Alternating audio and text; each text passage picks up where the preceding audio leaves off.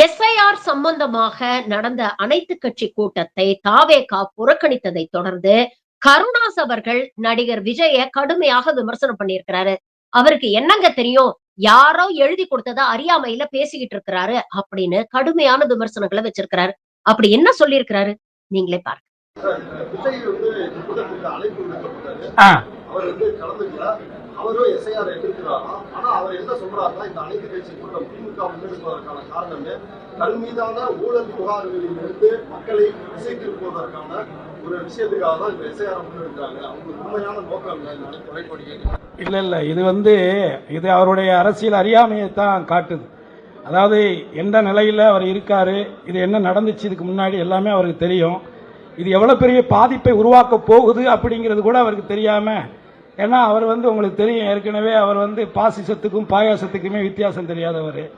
அப்போ அவர் இன்னைக்கு சொல்றாரு அப்படிங்கிற பொழுது இது வெறுமனே வாக்கு உரிமைகளை மட்டும் நீக்குவதற்கான நோக்கம் இல்லை, இது குடியுரிமையை இழக்கிறதுக்கான ஒரு முயற்சி தாங்கிறது எங்களுடைய குற்றச்சாட்டு.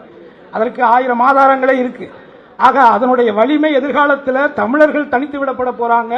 தமிழர்கள் மண்ணை இழந்து உரிமைகளை இழந்து அனாதைகளாக அகதிகளாக எப்படி இலங்கையிலிருந்து இன்றைக்கு கிட்டத்தட்ட 40 ஆண்டு காலங்களுக்கு மேலாக இருக்கக்கூடியவர்களை இன்று வரை குடியுரிமை கொடுக்காமல் வஞ்சித்துக் கொண்டிருக்கக்கூடிய மத்திய அரசு வரக்கூடிய காலங்களில் தமிழகத்தை ஒரு நாதியற்ற ஒரு கூட்டமாக மாற்றுவதற்கான ஒரு முயற்சி என்பதை கூட உணராமல் அறியாமல் யாரோ எழுதி கொடுப்பதை படித்துக் கொண்டிருக்கக்கூடியவராக இருப்பது உண்மையிலேயே அவரும் தமிழர் என்ற நிலையிலே மிகவும் வேதனையாகத்தான் இருக்கு. இதுல என்னங்க நாடகம் இருக்கு? இதுல இப்ப என்ன, இது நாடகமா இருந்தா நான் என்னத்துக்கு சினிமா ஷூட்டிங் விட்டுட்டு இங்க வரணும்? இது உண்மையிலேயே இது நீங்க பீகார்ல உங்களுக்கு தெரியும், உச்சநீதிமன்றத்தில் வழக்குகள் தொடர்ந்திருக்காங்க. பெரிய பெரிய சட்ட வல்லுநர்கள்லாம் சொல்றாங்க, இதனுடைய அபாயத்தை சொல்றாங்க. அடுத்து பிஜேபியினுடைய சித்தாந்தம் என்னங்கிறது எல்லாருக்குமே தெரிஞ்சதானே. அவங்க ஒரே இந்தியா, ஒரே ரேஷன் கார்டு, ஒரே ஆதாரம் அடிச்சுக்கிட்டாங்க. இன்னைக்கு ஆதாரே அலோடு இல்லைங்கிறாங்க. அவன் நினைச்சா அவங்களுக்கு இஷ்டத்துக்கு என்ன வேணாலும் பண்ணிக்கலாம்னு நினைக்கிறாங்க. இதை கூட இதுல அரசியல் இவங்க பண்ற இதுன்னு யாரு மேல குற்றச்சாட்டு இல்லை, எல்லாரும் மேல இருக்கு. ஆனால் எந்த நேரத்தில் எது முக்கியமான ஒரு விஷயமோ அதுக்குள்ள அரசியல் பார்க்கிற ஒரு கேவலமான ஒரு மனநிலை இங்க இருக்கிறது முதல்ல ரொம்ப வருத்தத்துக்குரியது. அதை அவங்க மாத்திக்கிறது நல்லது. இல்ல அவர் அழைப்பு கொடுத்திருக்காங்க மக்கள் மீது.